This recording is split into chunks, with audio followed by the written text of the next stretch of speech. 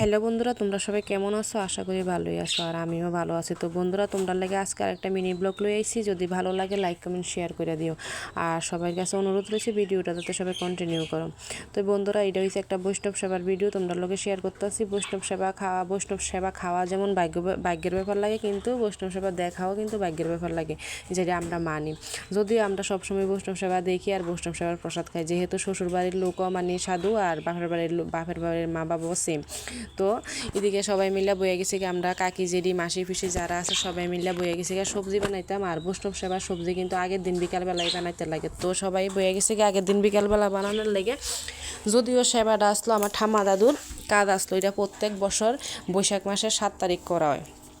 তো দেখো এবার সবাই সবজি টবজি রেডি করতেছে, মানে কালকে যেহেতু সেবা, তো আগের দিন সব কিছু রেডি করে লাইতে হইব। তো তারা মানে সবজি বানাই লাইছে, তারপরে আমি সব কিছু ধুয়ে টুয়ে একদম রেডি করে লাইতেছি।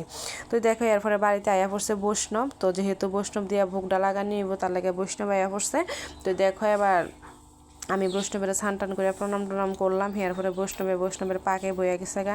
আর এদিকে জেঠিমণি কাকিমণি তারা ওই চাটনি করাইব, এটারে মানে সব কিছু রেডি করতেছে। আর আমরা একটা দিয়ে এখানে ঠাকুর ঘরে বাল্য ভোগের লেগে সব কিছু মানে রেডি করতেছে। বৈষ্ণবের ভোগটা লাগাইব আর তাই সব কিছু মানে রেডি করে দিছে।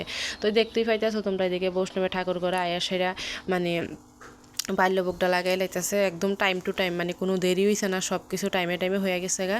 আমার বাপের বাড়ির দিকে সেবা দিলে সব টাইমে টাইমে হইব। তো দেখো তাই না আরতি করতেছে, খুবই ভালো লাগছে আমার কাছে আরতিটা। তোমার কাছে কেমন লাগছে কমেন্ট করে জানাইও। সবটা কিন্তু করতে পারছি না, সবটা করলে ভিডিওটা অনেকটা লম্বা হয়ে দেবো গা, তারপরে অনেকটা বড় হয়ে গেছে গা। তো সবাই তো ধৈর্য ধরা ভিডিও দেখে না, তার লেগে অতটুকুই করছি। তো দেখো এদিকে বৈষ্ণবের মোটামুটি রান্না কমপ্লিট হয়ে গেছে গা। এদিকে চাটনি নামাইছে, এরপরে পটলে আলুয়ে পনিরে করছে, পায়েস করছে, তারপরে কচুর শাক, ডাল, এরপরে আছে নিরামিষ সবজি, সব কিছু মানে বৈষ্ণবের রান্না একদম কমপ্লিট। তারপরে এদিকে তারা বৈষ্ণব সেবা মানে হচ্ছে কীর্তন।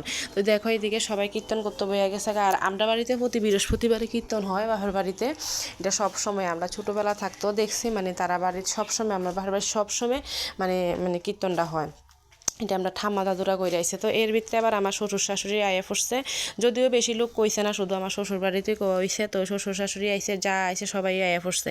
তো এদিকে আমার জেঠিমণি গোপর ছিটকা দিতে আছে, আর বৈষ্ণবে ভোগের মানে ভোগ নিয়ে ঠাকুর ঘরে রাখতেছে, কারণ যেহেতু বৈষ্ণবে ভোগ লাগাইবো তাই নিয়ে করতে লাগবো। তো এইদিকে দেখো আমরা 4 জনে কি করতেছি, বয়ে বয়ে দুষ্টামি করতেছি আর কি তা করবো।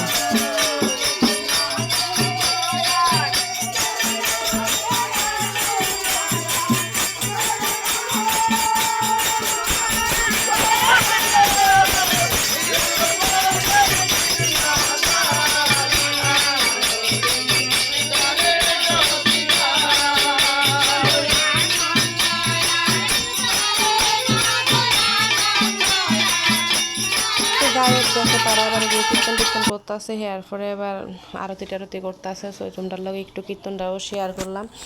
তো সবাই মানে এদিকে আরতি করতেছে, তারপরে আরতি করতে সময় সবাই দাঁড়াইতে লাগে, হাত উঠাইতে লাগে। জানো কি তোমরা? জানি না, আমি কিন্তু জানি। তো এরপরে এবার সবাই একটু নাচ টাচ করতেছে, আমি মাঝখান দিয়ে একটু জুড়ি বাজাইছি, তেমন একটা ভালো পারি না। দেখো আমার বৌদি কি করে শোনো। একটু দূরে গো না, ভাত খাইছো না? কি করি লেবু না, লেবু কাটি, লেবু ছিল না, এটা লেবু, এটা কাগজি। কিটা শরবত বানাইবা? শরবত কিটা গরম সেবার লেগে এলো কুয়াশ দিবেন গো মাইমা? দিয়ে লাইছে শুধু। তো যাই হোক, দেখো এদিকে বৌদি আর মাইমা মিল্লা সাইরা মানে শরবত বানাইতেছে। ওই দিন প্রচণ্ড গরম আসলো, যেদিন বাহার বাড়িতে সেবা গেছে প্রচণ্ড গরম আসলো। তো গরমের ভিতরে তো শরবতটা লাগবেই, তারা চা খাইতো না। তো কীর্তনের ফাঁকে দিয়া মানে চাটা তো খাইতে লাগে, তো তারা ওই দিন চা খাইছে না, তারা মানে গরমের লেগে ঠান্ডা খাইছে। তো দেখো মাইমা আর বৌদি মিলে এটা বানাইছে। তো আমরা সবাই দুষ্টামি করতেছি, আর দেখো আমরা সাথে একজন আমরা পাড়ার ওই দুষ্টামি করতেছে। তারপর আমার জানি না মনের ভিতরে শখ জাগছে, মানে নাকের থেকে পুরা কপাল অব্দি তিলক করণের লেগে। তোমরা এমন কেউ শখ আছে নি কমেন্ট করে জানাইও।